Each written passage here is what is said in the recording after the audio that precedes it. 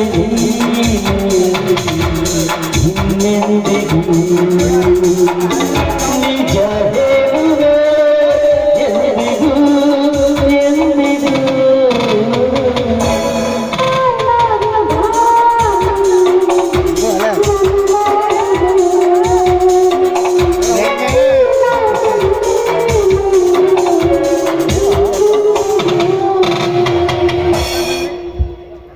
Am sorry, ತಪ್ಪು ತಿಳ್ಕೋಬೇಡಿ.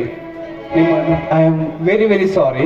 ನಿಮ್ಮನ್ನು ನೋಡಲಿಲ್ಲ, ಪಾಪ ನಿಮ್ಮ ಪೂಜೆ ದಾರಿಯಲ್ಲಿಯೇ ಮುಗಿಸಿಬಿಟ್ಟೆ.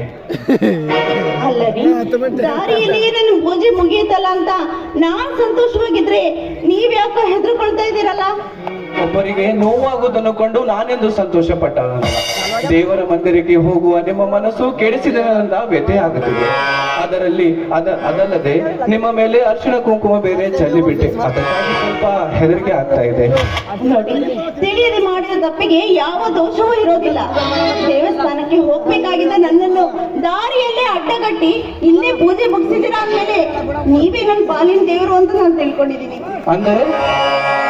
ಅಂದ್ರೆ ಇಷ್ಟೇ, ಕಲ್ಲು ದೇವರ ಪಾದಕ್ಕೆ ಸಲ್ಲಬೇಕಾಗಿದ್ದ ಈ ಭೂಪತ್ರಿಗಳು ನಿಮ್ಮ ಕಾದ ಮೇಲೆ ಬೀಳಿದೆ ಅಂದ್ಮೇಲೆ ನೀವೇ ನನ್ನ ದೇವರು ಅಂತ ನಾನು ತಿಳ್ಕೊಂಡಿದ್ದೀನಿ. ಅಷ್ಟೇ ಅಲ್ಲದೆ ಈ ಅರಿಶಿನ ಕುಂಕುಮ ನನ್ನ ಮೇಲೆ ಬಿದ್ದಿದೆ ಅಂದಮೇಲೆ ಮುತ್ತೈದೆಯಾಗುವ ಭಾಗ್ಯ ಹತ್ತಿರದಲ್ಲಿದ್ದೇನೆ ಅಂತ ತಿಳ್ಕೊಂಡಂಗಾಯ್ತು. ಇಷ್ಟೊಂದು ಮಾನವೀಯತೆಯಿಂದ ತಿಳಿದುಕೊಳ್ಳುವ ಸ್ತ್ರೀಯರು ಈ ಜಗದಲ್ಲಿ ಬಹಳಷ್ಟು ವಿರಾಳ. ತಿಳಿಯದೆ ಮಾಡಿದ ತಪ್ಪಿಗೆ ದೇವರ ಸನ್ನಿಧಿಗೆ ಹೋಲಿಸಿ ನನ್ನನ್ನು ದೊಡ್ಡ ಗುಣದಿಂದ ಸಾಗರಿಸಿದ ನೀವು ನಿಜವಾಗೂ ಬುದ್ಧಿವಂತರು. ಅಂದ ಹಾಗೆ ತಾವು ಯಾರು ಅಂತ ತಿಳಿಯಬಹುದೇ? ನಾನು ಯಾರು ಅಂತ ಕೇಳುವುದಕ್ಕಿಂತ ಮುಂಚಿತವಾಗಿ ನನ್ನದೊಂದು ಮಾತು. ಏನು ಕೇಳಿ? ಏನೋ ಅಷ್ಟೊಂದು ಅವಸರವಾಗಿ ಈ ಕಡೆ ಹೊರಟಿದ್ರಲ್ಲ, ಎಲ್ಲಿಗೆ ಹೊರಟಿದ್ರಿ? ಇದೇ ಈಗ ನನ್ನ ಸ್ನೇಹಿತನೊಬ್ಬ ನನ್ನ ಮನೆಗೆ ಬಂದಿದ್ದ. ಅವನ ತಂಗಿಯನ್ನು ನನಗೆ ಕೊಟ್ಟು ಮದುವೆ ಮಾಡಲು ಆಸೆ ಇಟ್ಟುಕೊಂಡಿದ್ದಾನೆ. ಅವನ ವಿಶ್ವಾಸದ ಮೇಲೆ ಅವನ ತಂಗಿಯನ್ನು ನೋಡದಿದ್ದರೂ ಚಿಂತೆ ಇಲ್ಲ. ಕನಿಷ್ಠ ಪಕ್ಷ ನನ್ನ ಮನೆಗಾದರೂ ಬಂದು ಹೋಗೆಂದು ಕೇಳಿಕೊಂಡು ಅವನ ಮನೆಗೆ ಹೊರಟಿದ್ದೆ. ಹೌದೇ? ಹಾಗಾದ್ರೆ ಆ ನಿಮ್ಮ ಸ್ನೇಹಿತನ ಹೆಸರೇನು?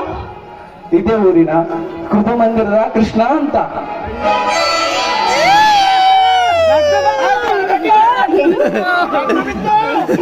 ಕೃಷ್ಣನೇ? ಹೌದು, ಅವರ ತಂಗಿನೇ ನಾನು ಮದುವೆ ಆಗ್ತಿರೋದು. ಹೌದೇ? ಹಾಗಾದ್ರೆ ಬಹಳ ಸಂತೋಷ. ತಾವಿನ ಹೋಗ್ಬೋದು? ಅಲ್ಲ, ಅವರ ಬಗ್ಗೆ ಹೇಳಿದ್ರೆ ನೀವೇ ಇಷ್ಟು ಹೇಳ್ತಿದ್ರಲ್ಲ, ಯಾಕೆ? ಏನೂ ಇಲ್ಲ ರೀ. ಸರಿ, ನಾ ಬರುವೆ. ಡಾಕ್ಟರ್ ಶ್ರೀಕಾಂತ್ ಅವರೇ,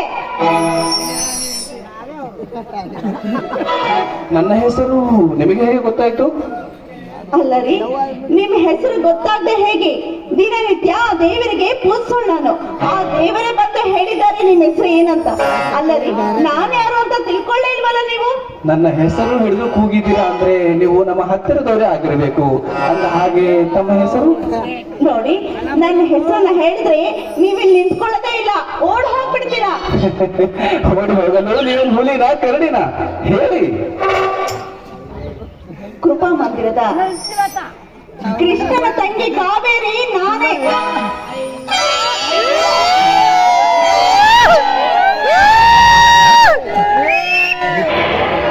ಕಾವೇರಿ ನೀನೇನಾ?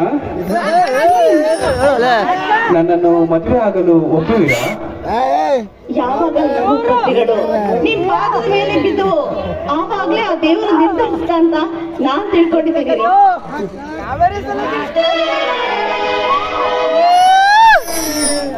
ಕಾವೇರಿ,